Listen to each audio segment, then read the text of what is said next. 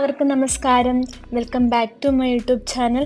ഞാനിന്ന് വളരെ കുറഞ്ഞ ചേരുവ കൊണ്ട് നമ്മുടെ വീട്ടിലുള്ള ഐറ്റംസ് മാത്രമുള്ളൂ കേട്ടോ, അത് വെച്ചിട്ട് നല്ലൊരു നോമ്പുതുറ റെസിപ്പിയാണ് നിങ്ങൾക്കായിട്ട് കാണിച്ചു തരുന്നത്. ഈ ഡെസേർട്ട് നിങ്ങൾക്ക് നോമ്പുതുറ സമയത്തും ഈദിൻ്റെ സമയത്തൊക്കെ കഴിക്കാൻ പറ്റിയ ഒരു ഐറ്റമാണ്.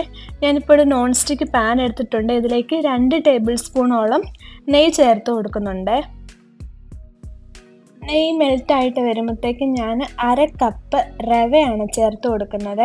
ഇത് വറുത്ത റവയാണ്, നിങ്ങൾക്ക് ഏത് റവ വേണമെങ്കിലും എടുക്കാം. എന്നിട്ട് നമുക്ക് നന്നായിട്ട് ഈ നെയ്യും ഈ റവയും കൂടെ നന്നായിട്ടൊന്ന് വറുത്തെടുക്കാം. റവയുടെ നന്നായിട്ട് വറുത്തെടുത്തിട്ടുണ്ട്. ഇനി ഞാനിതിലേക്ക് 1 കപ്പ് തിളപ്പിച്ച പാലാണ് ചേർത്ത് കൊടുക്കുന്നത്. നിങ്ങൾ ഈ റവ വറുക്കുന്ന സമയത്ത് തന്നെ ഇപ്പുറത്തെ അടുപ്പയിലോട്ട് 2 കപ്പ് പാൽ വെച്ചാലും മതി. അതിലേക്ക് ഞാൻ 2 അല്ല 3 ടേബിൾ സ്പൂണോളം പഞ്ചസാര, കാരണം നമ്മൾ ഇതിൻ്റെ ഒരു സോസ് ഉണ്ടാക്കുന്നുണ്ട്, അതിലും പഞ്ചസാര ചേർക്കുന്നതുകൊണ്ട് ഞാനിപ്പോൾ ഒരു 3 ടേബിൾ സ്പൂണേ ചേർത്തിട്ടുള്ളൂ.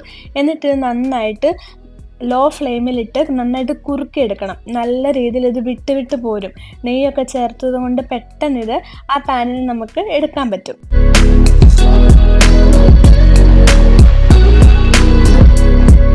റവയുടെ മിക്സ് ഉണ്ടല്ലോ ഇപ്പോൾ റെഡി ആയിട്ടുണ്ട്. ഇനി നമുക്കിത് ചൂടാറാൻ വെക്കാം.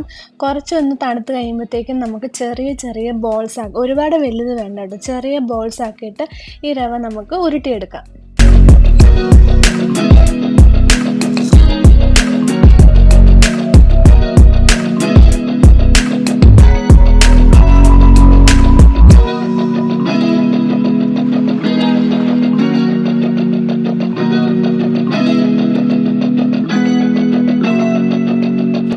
ബോൾസ് എല്ലാം റെഡി ആയിട്ടുണ്ട്. എനിക്ക് മൊത്തം 16 റവ ബോൾസ് ആ മാവ് കൊണ്ട് എനിക്ക് റെഡിയാക്കാൻ പറ്റി. ഇനി നമുക്കിതിൻ്റെ സോസ് റെഡിയാക്കാം.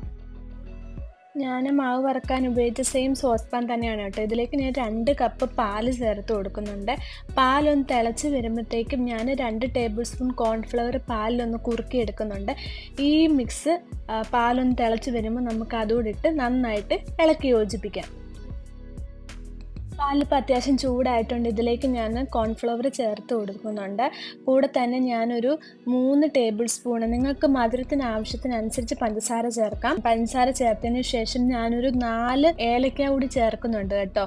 നിങ്ങൾക്ക് വാനില ഫ്ലേവർ വേണമെന്നുണ്ടെങ്കിൽ വാനില എസൻസ് ചേർത്താലും മതി. ഞാനൊരു നാടൻ ടേസ്റ്റ് കിട്ടിയിട്ടാന്ന് ഓർത്താണ് ഏലക്ക ചേർത്ത് കൊടുത്തേക്കുന്നത്.